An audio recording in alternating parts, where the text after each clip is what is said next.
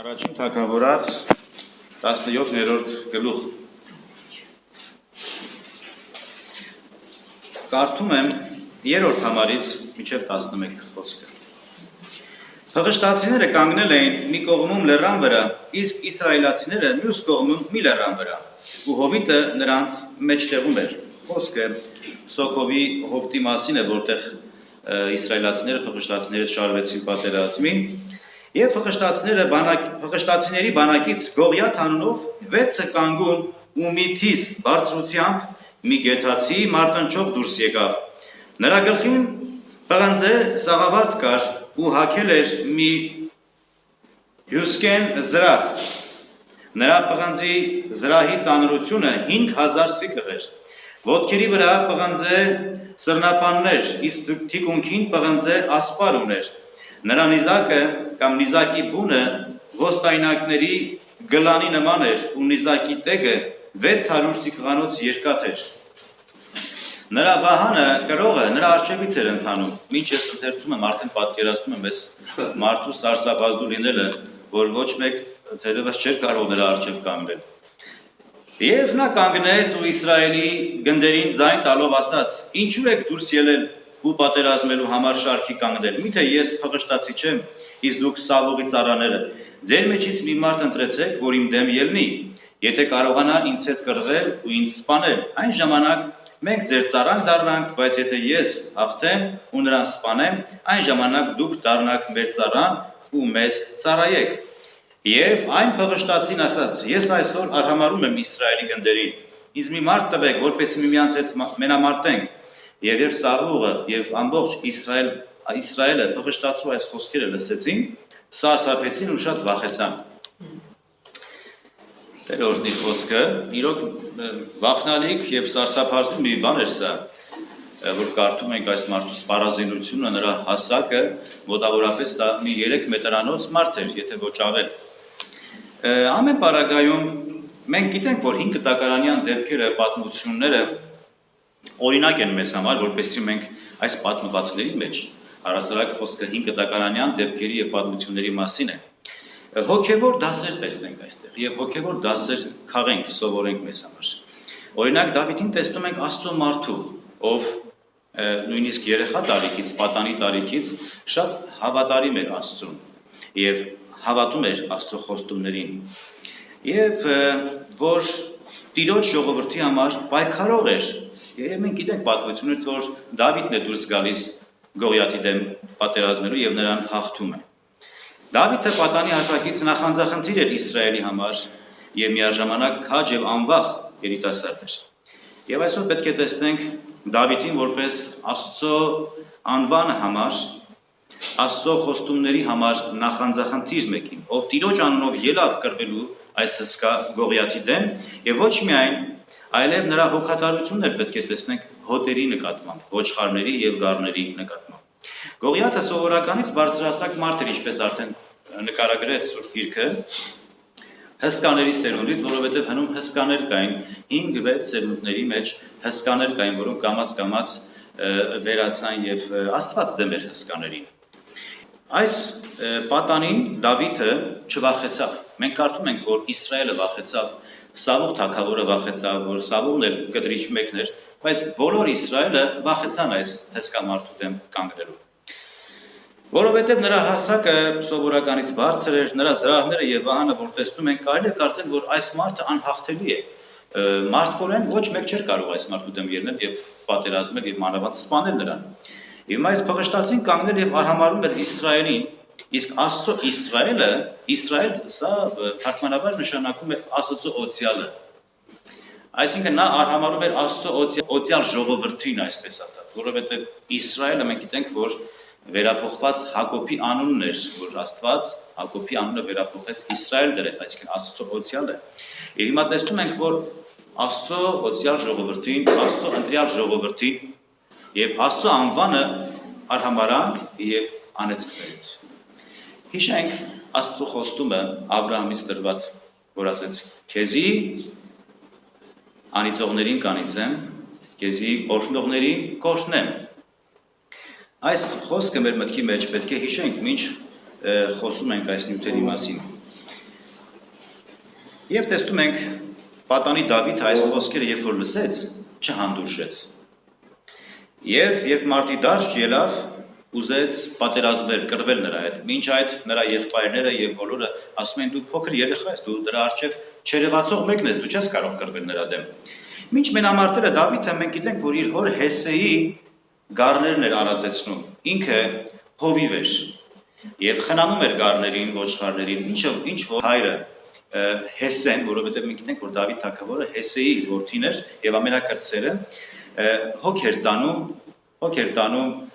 գառների եւ իր առհասարակ հոտի համար։ Ինչպես ինքն էր վկայում, երբ որ արջ է գալիս, վագր է գալիս կամ արյուծ է գալիս, ինքը նրանց պատառում էր, տապալում էր եւ իր խոսքի մեջ այսպես են կարդում, որ մորուքից բռնում է, տապալում է գետին եւ չէ վախենում։ Եվ այս խոսքերի մասին, իր սխրագործությունների մասին բոլորը արդեն լսել են, նույնիսկ Սավուղ թագավորն էր լսեց այդ մասին։ Ուրեմն նա եկավ մարտի դաշտ, որպեսզի իր երկու ավագ եղբայրները այդտեղ բանակի մեջ են, Սավուղի զորքի մեջ, կռվողների մեջ են, որպես զինվոր։ Նրանց ուտելիք էր բերել։ Եվ որ նա բանակի մեջ էր, արդեն բոլորը գիտեն, որ ինքը ինչպեսի քաջ մի երիտասարդ է, որ սատկեցրել էր արյուծներին եւ արյուծների բերանից գառների ազատագրել էր։ Որից հետո այս խոսքերը հասան Սավուղի ականջին եւ Սավուղը նրանում հերոս մեկին տեսավ, քաջ մի երիտասարդի, եւ Դավիթը պատրաստվեց, կամեցավ կռվել այս փղշտացու դեմ։ Ուզում եմ մի քանի համարել կարդանք 17-րդ գլխից սիրելիներ, 17-րդ գլուխ 37 համարից պարզապես մի քանի համար վերհիշենք։ Վստահ եմ, որ այս դեպքը, այս պատմությունը շատերը գիտեք Դավիթի եւ Գողիաթի մենամարտի մասին։ Ուրեմն 17-րդ գլուխ 37 խոսքից եմ կարդում։ Եվ Դավիթն ասաց. «Արյուծի ու արջի ձեռքից ինձ ազատող Տերը այս փղշտացու ձեռքից էլ կազատի»։ Սավուղն ասաց Դավթին. «Գնա եւ Տերը թող քեզ սերտ լինի»։ Եվ Սավուղն իր հանդերձները հագցրեց Դավիթին եւ նրա գլխին մի պղնձե սաղավարտ դրեց եւ նրան զրահ հագցրեց։ Դավիթը հանդերձների վրայից նրա սուրը կապեց մեջքին եւ փորձեց քայլել Դավիթին, քանի որ սովոր չէր, եւ Դավիթն ասաց Սավուղին. «Սրանցով չեմ կարող քայլել, քանի որ սովոր չեմ»։ Հետո Դավիթը իր վրայից հանեց դրանք։ Նա ձեռքը վերցրեց սուպն ու գետակից իր համար 5 ողոր քար ընտրեց կամ գայլախազի քարեր։ Դրանք իր հովական պայուսակի, այսինքն մաղախի մեջ դրեց ու պարսատիկը ձեռք առնելով մոտեցավ փղշտացուն։ Փղշտացին էլ եկավ մոտեցավ Դավիթին եւ նրա վահանակիրը նրա առջևում էր։ Երբ փղշտացին նայեց ու տեսավ Դավիթին, արհամարեց նրան, քանի որ նա կարմրաթուշ եւ գեղեցիկ դեմքով մի պատանի էր, մի երեխա, որ մի հսկայի աժդահայի դեմ կանգնած է։ Փղշտացին Դավիթին ասաց. «Միթե ես շուն եմ, որ ցուպով եւ գավազանով ես իմ վրա գալիս»։ Եվ նզովեց, այսինքն անիծեց Դավիթին իր աստվածներով։ Եվ փղշտացին ասաց Դավիթին. «Արի մոտս, որ քո մարմինը երկնքի թռչուններին եւ դաշտի գազանների տամ»։ Ուրեմն տեսնում ենք արդեն պատրաստում էր Դավիթին պատար անել մեջտեղից այս կարմրաթուշ գեղեցկադեմ երեխային։ Եվ Դավիթի զենքերը մենք տեսանք, որ մեր լեզվով ասած ռագատկա էր իր ձեռքը, պարսատիկը եւ 5 հատել գայլախազի քարեր գետակից որ ընտրել էր եւ դրեց իր հովական պայուսակի մեջ։ Մինչ այդ տեսնում ենք, որ Սավուղի զրահները չկարողացավ ինքը կրել այդ սաղավարտը, այդ չգիտեմ զրահները, նիզակը, թուրը եւ այլ շատ ծանր են, չէր կարողանում շարժվել դրանցով։ Եվ ասեց ավելի լավ է ես իմ 5 քարերով եւ ռագատկայով դուրս գամ այս Գողիաթի դեմ։ Նախ ուզում եմ հասկանանք, որ մինչ պատերազմելը, մինչ Գողիաթի հետ կռվելը եւ հաղթելը, Դավիթը արդեն որոշակի փորձառություն ուներ, արդեն ասացի, արջերի եւ արյուծների հետ կռիվ տվող մի պատանիեր սա։ Եվ Աստծուն սիրող եւ Աստծո խոստումներին վստահող մի պատանիեր սա։ Եվ տեսնում ենք, որ ինքը գառնարած էր, հովիվ էր, իր հոր Հեսեի գառներն էր արածեցնում։ Եթե մենք ուզենանք դաս քաղենք այստեղից, մենք էլ պետք է սիրելիներ մեր երկնավոր հոր գառնարածները լինենք, որպես թե մենք էլ նրա հոտից ենք մեր հարազատներին, մեր եկեղեցու, մեր համայնքի քույրերին, եղբայրների համար հոգ տանենք, սիրենք, պաշտպանենք, աղոթենք իրենց համար, ինչպես եղբայր ասաց։ Նրանց ցավը, նրանց խնդիրները կարեցածին չափով լեցուկ լինենք եւ դարման տնողներ լինենք, որովհետեւ հովական պարտականությունը սրա մեջ է կայանում։ Դավիթը այսպեսի հովիվ էր։ Երբ որ կարդում ենք Եզեկիելի մարգարեության 34-րդ գլուխը,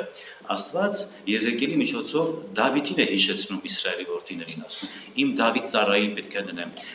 հոտ պետք է լինի եւ իմ հովիվը Դավիթը պետք է լինի եւ անշուշտ այստեղ մարգարեգան խոսքը, որ խոսքը վերաբերում է Տեր Հիսուս Քրիստոսի մասին։ Բայց Դավիթն էլ Աստծո սրտին համեմատ մի մարդ էր, որ պատրաստ էր նույնիսկ առյուծների եւ վագրների հետ կռիվ տալ ոչխարներին ազատելու համար։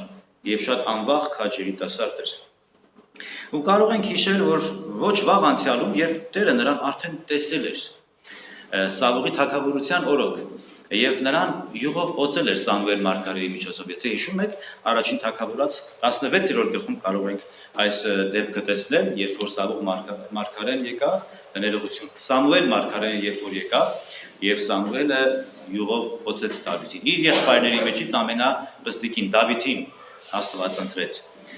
Եվ երբ որ ասում ենք արյուծների եւ արջերի հետ կռիվ էր տալիս Դավիթը եւ ազատում գառներին եւ ոչխարներին, եւ արյուծն ու արջը ոչ այլ ինչ են, այլ չարը եւ հակառակորդը եւ Սատանան, ով իր ատելությամբ միշտ դարանակարել է, որպեսզի գողանա գառներին, որպեսզի հափշտակի ոչխարներին։ Սատանան գող է, նա ուզում է գողանալ սիրելիներ մեր ուրախությունը, նա ուզում է գողանալ մեր հանգիստը, նա ուզում է գողանալ մեր խաղաղությունը։ Աստված տալիս է մեզ խաղաղություն, Աստված տալիս է մեզ հանգիստ, տալիս է ուրախություն, եւ Սատանան ինչ է, անհանգիստ, ուզում է գողանալ, հափշտակել, ցավ պատճառել, մթնոլորտը ապականել եւ մեր սրտերը վշտացնել։ Նա արդեն դատապարտված է եւ անիծված, ուստի ինչպես որ Սատանան գործում է, ծրագրում եւ իրագործում է, նպատակը սա է, վնասի եւ կորստյան համար է այն անում, գողնալու եւ ցավ պատճառելու, հետո ընկածի վրա ծիծաղելու համար։ Ես քեզ հաղթեցի, դու պարտվեցիր, դու չունես խաղաղություն, չունես հանգիստ, ուստի ես քո վրա պետք է ծիծաղեմ։ Դավթի արարքը որպես օրինակելի արարք էր, որպես հոգատար հովիվ, ով փոքր էր դեռ, սակայն հասկացել էր, թե ինչ է նշանակում լինել Աստծո մարդ, թե ինչ է նշանակում լինել Աստծո ընտրյալ ժողովուրդ եւ ինչ արժեք է ներկայացնում հոտը, ինչ արժեք է ներկայացնում եկեղեցին, ինչ արժեք է ներկայացնում Աստծո ժողովուրդը։ Գիտեք, այս արժեքը արժեքավորելու եւ կարեւորելու համար հոգեվոր դիտակետ է պետք։ Հոգիով լեցված կյանք է պետք, որպեսզի հասկանաս։ Հոգեվոր որոշակի հասունություն է պետք, որպեսզի գնահատես եւ արժեքավորես հոտը եւ պատրաստական լինես պաշտպանելու քո հավատակից քույրերին, եղբայրներին։ Եվ նա պատանի հասակից հասկացել էր միաժամանակ, թե ինչ է նշանակում արհամարել Իսրայելի բանակին, անիծել Իսրայելի ժողովրդին եւ արհամարել զորքերի տիրոջը։ Աստծուն արհամարել։ Այս դիրքորոշումով, այս գիտակցությամբ, այս հոգով եւ վստահությամբ պատանի Դավիթը կանգնեց այս հսկա գողիաթի դեմ։ Նրա քայլերը ենթադրում են հավատքի քայլեր։ Հավատաց, որ Տերը իր խոստումները կատարող Աստված է։ Այսինքն անիծողը պետք է անիծյալ լինի։ Ու կարծես թե հասկացել էր, որ առյուծներին տապալողը այդ անթլփած փղշտացում էր կարող է իր ձեռքով հաղթել։ Մեկ գառնուկը եւ մեկ ժողովուրդը Տիրոջ համար հավասար է սիրելիներ։ Եվ իրապես այդպես է, եթե հիշենք Տեր Հիսուսը, երբ որ 99 թողնում է, ովքեր որ ապահով են, փրկյալ են, եւ մեկ մոլորվածի, մեկ կորածի համար գնում, փնտրում եւ գտնում է ուսի վրա դնելով փարախն է բերում։ Գալով Աստծո խոստումին, ես ասացի, որ Աստված երբ որ Աբրահամին ասաց այս խոստումը, հիշենք այս խոստման մասին։ Ծննդոց 12-րդ գլխում,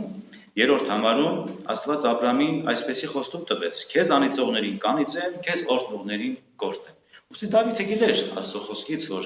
ովքեր որ անիծում են Աստծո ժողովրդին եւ Աստծուն արհամարում, Աստված նրանց անիծում է։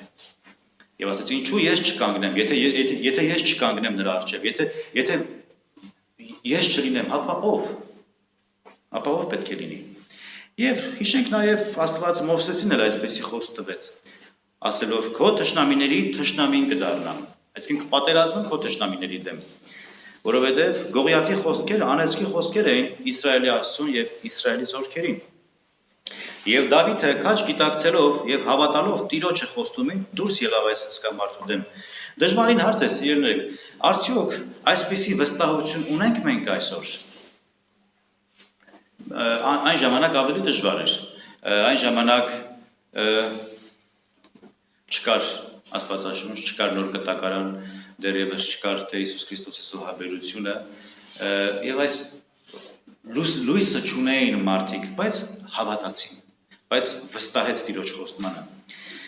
Դավիթի սխրանքը հավատքի հարց էր, ասացինք, իր ազգի համար նախանձախնդրության հարց էր, Տիրոջ անվան համար նույնպես նախանձախնդրության հարց էր, բայց ուզում եմ տեսնենք ամենակարևորը, Դավիթը հասկացավ, որ Աստված իր խոստումը պիտի կատարի։ Առույցների եւ արջերի պատմությունները նախանշաններն էին Դավիթին քաջալերելու եւ պատրաստելու համար ավելի բարդ փորձության դեմ։ Հիշենք, որ Աբրահամն էլ հավատաց խոստումներին, երբ որ ձեր հասակում գրեթե 100 տարեկանում երեխա ունեցավ Իսահակին, բայց որ Աստված ասաց վերցրա քո մեկ հատիկ որդիդ եւ տար Մորիայի լեռը եւ ինձ համար զոհաբերիր, նա պատրաստվեց անել այդ բանը։ Պատրաստվում էր արդեն զոհաբերել իր որդուն։ Եվ Եբրայեցիս գրքի հեղինակը գրում է, որ նա հավատում էր, որ երբ որ նա մեռնի, Աստված նրան մեռելներից հարություն կտա, որովհետև խոստումը տրված էր, որ Աբրահամի սերունդը պետք է շատանա։ Իսահակով սերունդը պետք է շատանա, բազմանալ։ Նա հավատում էր մեռելների հարությանը, նա հավատում էր Աստծո խոստմանը, այսպիսի հավատք է ուզում Աստված տեսնել մեզ։ Եվ միջանկյալ սա ասեմ, որ առանց հավատքի ոչ մեկ Աստծուն հաճելի չի, ինչպես նոր կտակարանը սովորեցնում մեզ։ Մեկ համար կարդանք կապված խոստումներին վստահելու մասին, Հռոմեացիս 4:21-ում այսպես է կարդում։ Հռոմեացիս 4:21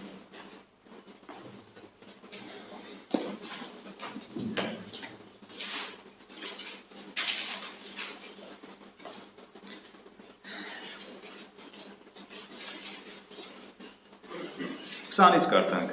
Անհավատությամբ չերկմտեց խոսքը Աբրահամի մասին է։ Աստծո խոստման վրա այն հավատքով զորացավ եւ Աստծուն փառք տվեց, լրիվ համոզված լինելով, թե նա, ով խոստացավ, կարող է կատարել։ Դրա համար էլ դա իրեն արդարություն համարեց։ Ուրեմն, տեսնում ենք, որ Աստծո խոստումները մեզ էլ են վերաբերվում, եւ սակայն ոչ թե օրենքի միջոցով, այլ հավատքի միջոցով։ Ես ուզում եմ, որ հասկանանք, այստեղ կարևոր է հավատքը Աստծո խոստումների համար։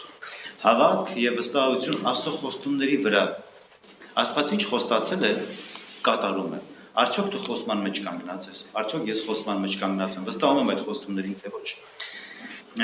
Հակոբոս 2-րդ գլուխ 5 համարը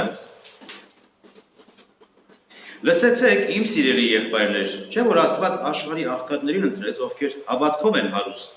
եւ ժառանգորդներ են այն արքայության, որ նա խոստացավ իրեն սիրողներին։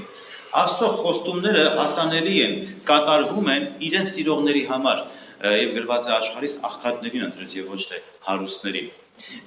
Ովքեր որ հոգով աղքատացան, ովքեր որ խոնարհվեցին, ովքեր որ աշխարհի հաճույքները չընտրեցին, այլ Աստծո խոստումների վստահեցին եւ նրանք ժառանգորդներ պետք է լինեն։ Այո, 5 կտակարանի պատմությունները, ինչպես սկզբում ասացի, օրինակներ են, որպեսզի այնտեղից դասեր քաղենք մեզ համար եւ Գողիաթի սպանությունն ու առյուծների եւ արջերի դեպքերը մեզ սովորեցնելու համար է, եւ որպեսզի մենք դրանց մեջ խորհուրդներ եւ դասեր տեսնենք։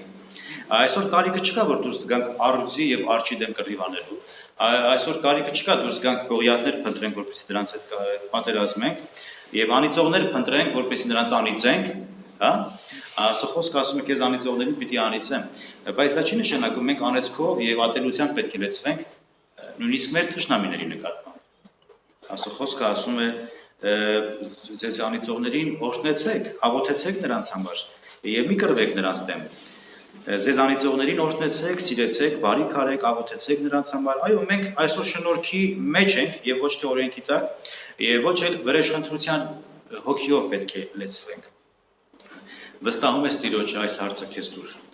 Վստահում եմ արդյոք ես Տիրոջը։ Իմացիր, որ ինքը իր խոստման տերն է, ինքը իր խոսքի տերն է։ Ինքը հաստատ կանգնած է իր խոստումների վրա։ Մենք ենք, որ հաճախ անազնիվ ենք լինում, մեր խոսքը չենք պահում, մենք ենք, որ անտեսում ենք մեր պարտականությունները, մենք ենք, որ մեր կարիքի մեջ եղող ընկերոջը, եղբորը, քրոջը դժվար ենք ուզում օգնել,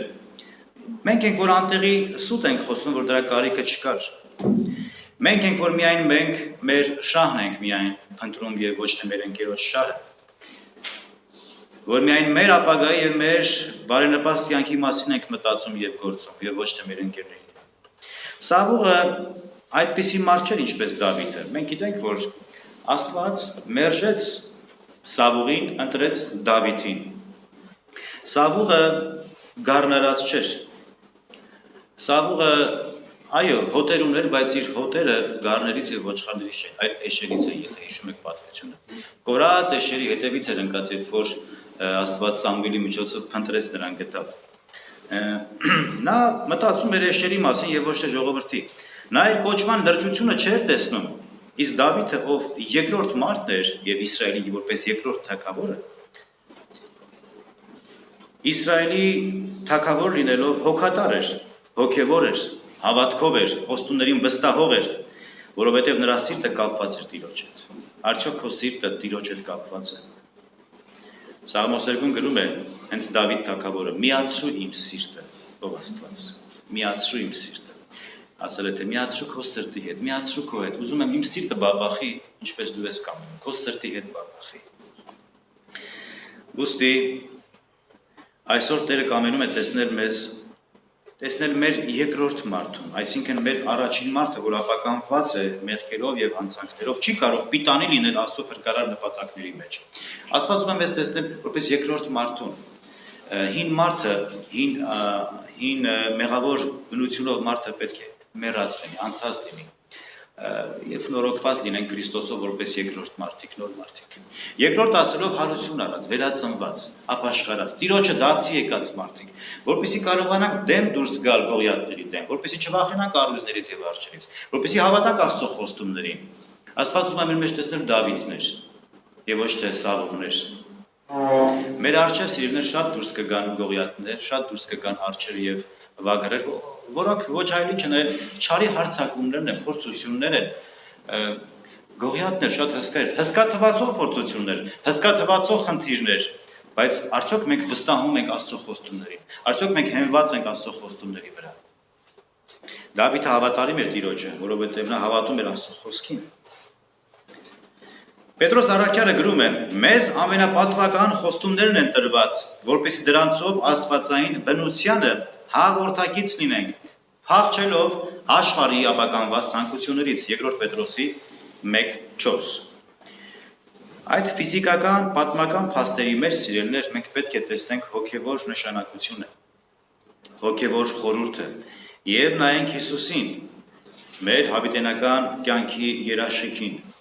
Առաջին թուղթ Հովանու երկրորդ գլխում 25 համարում Հովանես առաքյալը այսպես է գրում.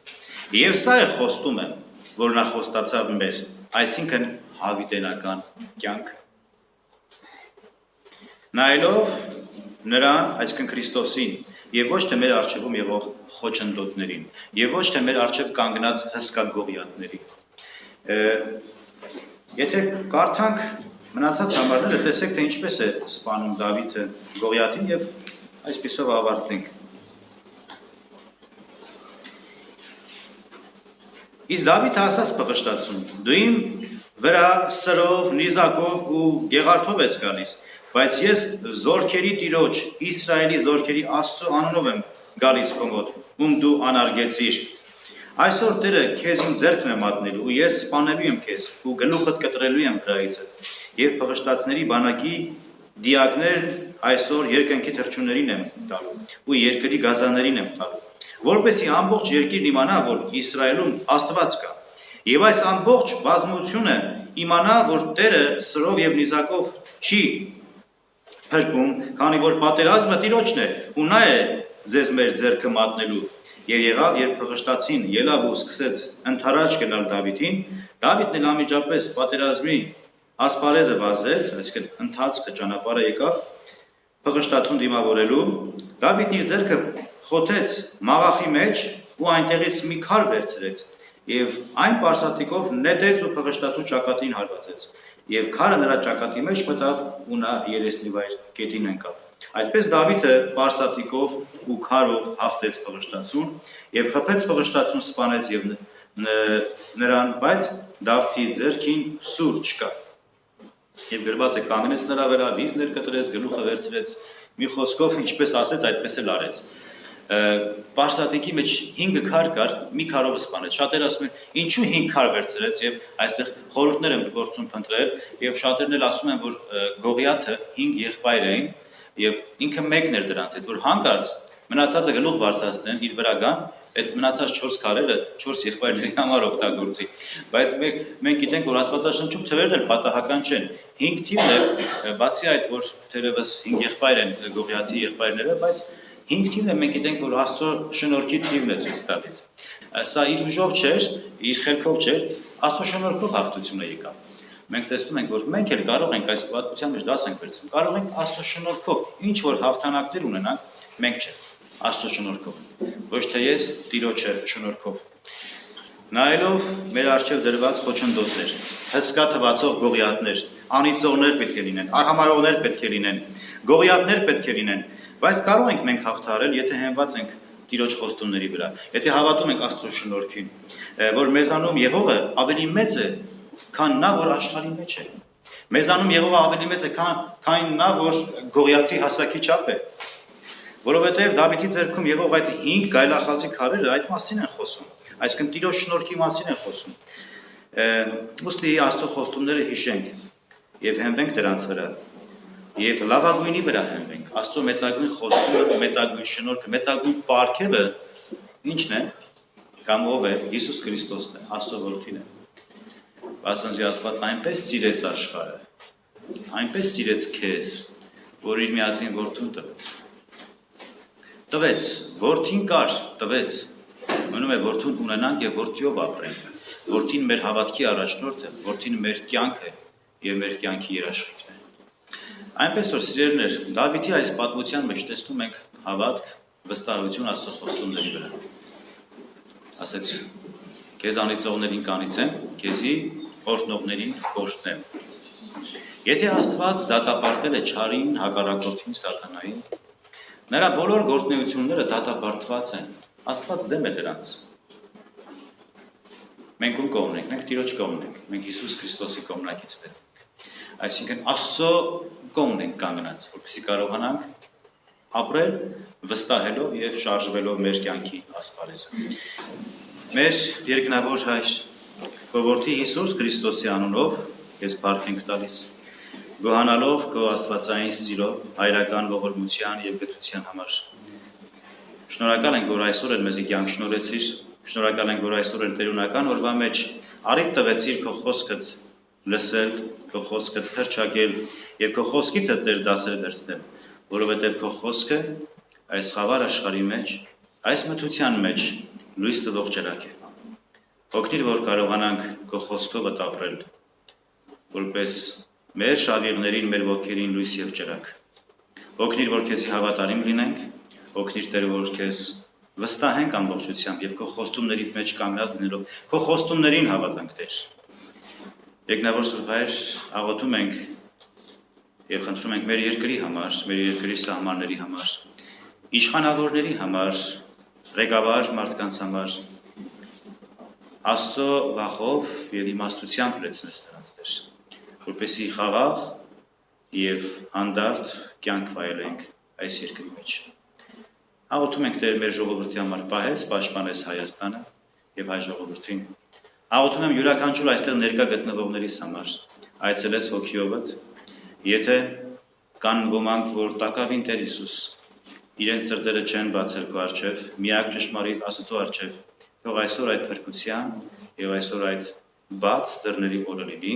բժշկության, փրկության եւ հավիտենական կյանքի համար։ Տեր մեզ խաղաղությամբ բերեցիր եւ խաղաղությամբ էլ մեզի արձակիր մեր տները եւ թող Քո սերը, խաղաղությունը, շնորհքը մեզ հետ լինի եւ մեզ ուղեկցի։ Այս աղոթքը խնդրեցինք Տեր Հիսուս Քրիստոսի անունով, որ Դու հարավորվես Հայր, Որդի եւ Սուրբ Հոգի Աստված, հիմա եւ հավիտյանս ավետենից։ Ամեն։